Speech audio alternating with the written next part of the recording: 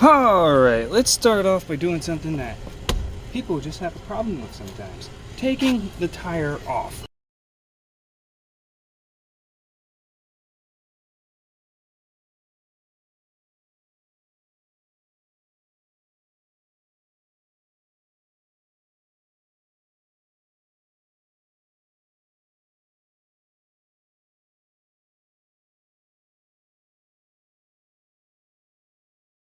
I guess the jacking up of the vehicle would be the hardest part. You don't put it on the floor where you don't put it on the floor of the car, because the jack could potentially come through the floor of the car, because the car's weight is all being lifted up by that one little jack, focused all in that one little spot in your floor.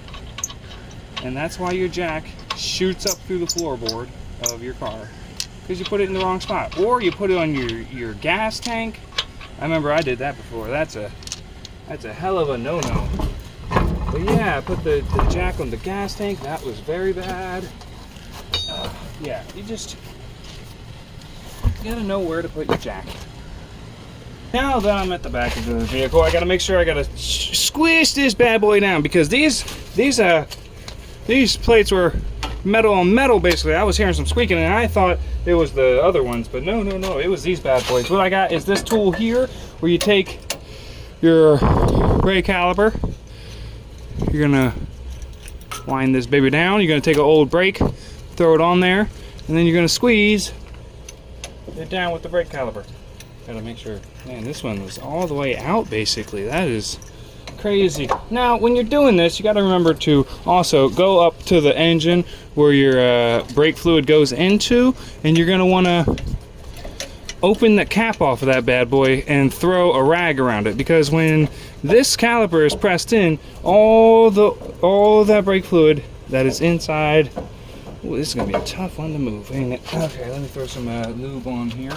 And all the brake fluid that is inside of your line that is holding this bad boy open is going to shoot back into that reservoir up there in your engine, and you're going to want that to be nice and opened up to allow all that to get back in there.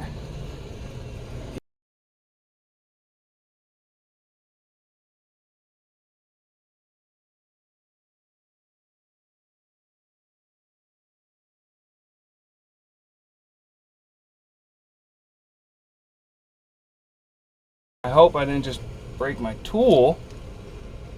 Oh, I think I broke my tool. It is not spinning. Oh, jeez.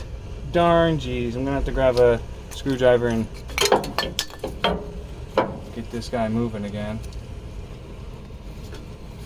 I believe it is the handle has come off the screw itself. It doesn't seem like it was spinning.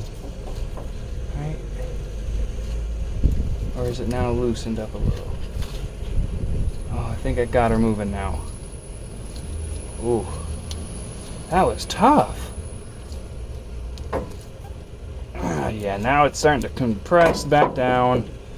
Try not to do too much squirming around. I really don't want to damage any of this hose or anything that could be a part of here. I don't want to ruin any of this guy, because once again, it's all old parts.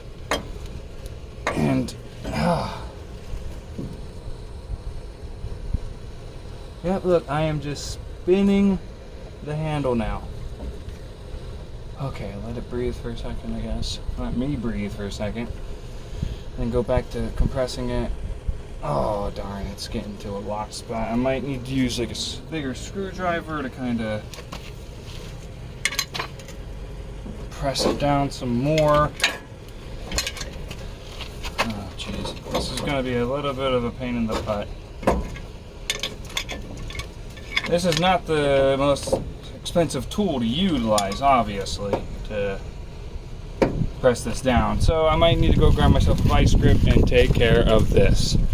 So I got the caliper smooshed down, the piece inside, I got it to actually go in. I did I had to grab a vice grip and grip onto this thing, and then I had to hit it with a hammer. As you can see, it cracked it, but when I noticed that it was more bending the metal than it was pressing the caliper's piece back into the caliper, which I'm really hoping that doesn't mean that this guy is bad. That could mean this is seized up, and that could be why this brake was worn down way more than the other side. These are from the other side in the rear. I almost put this one back in and a new one to make it fit on because I couldn't compress the piece inside the caliper any further. But I was able to get it to do it after hammering it, and hopefully maybe that loosens it up and makes it function properly. Hopefully my brake is not going to be loose as hell or super tight going on from here. But yes, these were from the driver or passenger side, and these are from the driver side. As you can see, the padding on there, that cake is gone. It is gone, and I'm really hoping it's not the caliper. If it's the caliper, that's understandable. That's something that I could fix. You know, you pop this bad boy off, you throw the new caliper on, you pop that bad boy back on. Hopefully there's no problems with these bolts or anything like that. Okay, I sprayed all the parts down in here with the white lightning and got them all nice and white lightning. Everything that seemed like it needed to be sprayed. Either way, this one, it didn't seem to give me too much of an issue when doing the test drive, but you never know. Gonna maybe still end up changing the calibers in the rear, both sides, in the future, just a thing to do because I want to. You know, upgrade little by little, getting new parts to make sure this thing is running safely for longer. But either way, took it for a nice little test drive, and everything seems to be working properly with all the brakes. Yeah, until next time, you make sure you have a great day.